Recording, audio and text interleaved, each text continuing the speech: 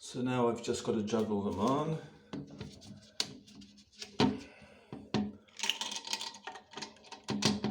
Pull up on that one, pull up on that one. Make sure they're still centered on their washers, plastic washers, and the two plastic washers underneath there. That's it.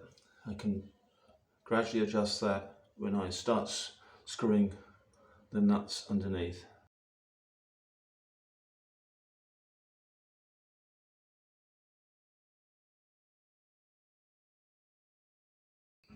Tighten up the nuts quite loosely at first.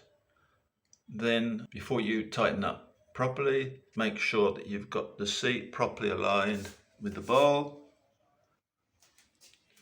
that the plastic washers are in place, and then you can use